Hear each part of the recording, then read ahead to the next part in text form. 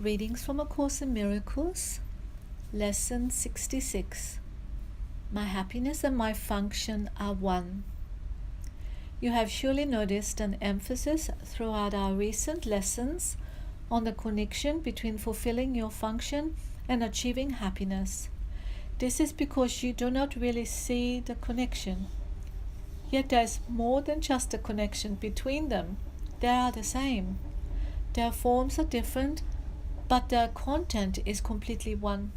The ego does constant battle with the Holy Spirit in the fundamental question of what your function is.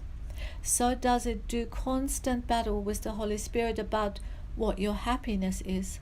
It is not a two-way battle. The ego attacks and the Holy Spirit does not respond. He knows what your function is. He knows that it is your happiness. Today, we will try to go past this wholly meaningless battle and arrive at the truth about your function. We will not engage in senseless arguments about what it is. We will not become hopelessly involved in defining happiness and determining the means for achieving it.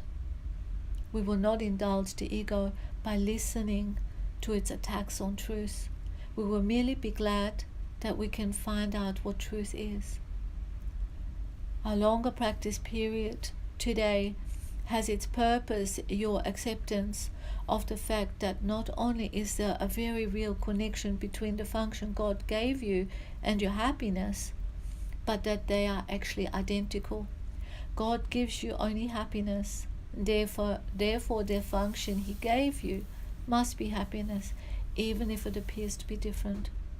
Today's exercises are an attempt to go beyond these differences in appearance and recognize a common content where it exists in truth. Begin the 10 to 15 minute practice period by reviewing these thoughts. God gives me only happiness. He has given my function to me. Therefore, my function must be happiness. Try to see the logic in this sequence, even if you do not yet accept the conclusion. It is only if the first two thoughts are wrong that the conclusion could be false. Let us then think about the premises for a while as we are practicing. The first premise is that God gives you only happiness. This could be false, of course, but in order to be false, it is necessary to define God as something He is not. Love cannot give evil, and what is not happiness is evil. God cannot give you what He does not have, and He cannot have what He is not. Unless God gives you only happiness, He must be evil. And it is this definition of Him you are believing if you do not accept the first premise. The second premise is that God has given you your function. We have seen that there are only two parts of your mind. One is ruled by the ego and is made up of illusions. The other is the home of the Holy Spirit where truth abides.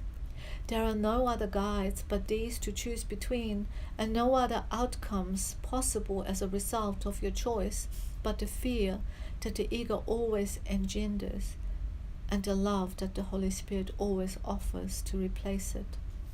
Thus, it must be that your function is established by God through His voice, or is made by the ego, which you have made to replace Him. Which is true? Unless God gave your function to you, it must be the gift of the ego. Does the ego really have gifts to give? Being itself an illusion and offering only the illusion of gifts. Think about this during the longer practice period today. Think also about the many forms the illusion of your function has taken in your mind, and the many ways in which you tried to find salvation under the ego's guidance. Did you find it? Were you happy? Did that bring you peace?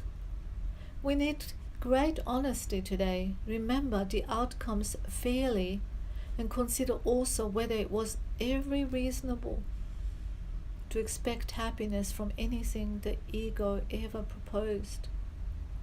Yet the ego is the only alternative to the Holy Spirit's voice. You will listen to madness or hear the truth. Try to make this choice as you think about the premises on which our conclusion rests. We can share in this conclusion, but in no other, for God Himself shares it with us. Today's idea is another giant stride in the perception of the same as the same, and the different as difference. On one side stand all illusions, all truth stands on the other. Let us try today to realize that only the truth is true. In the shorter practice periods, which would be more helpful today if undertaken twice an hour, this form of the application is suggested. My happiness and function are one because God has given me both. It will not take more than a minute, and probably less, to repeat these words slowly and think about them a little while as you say them.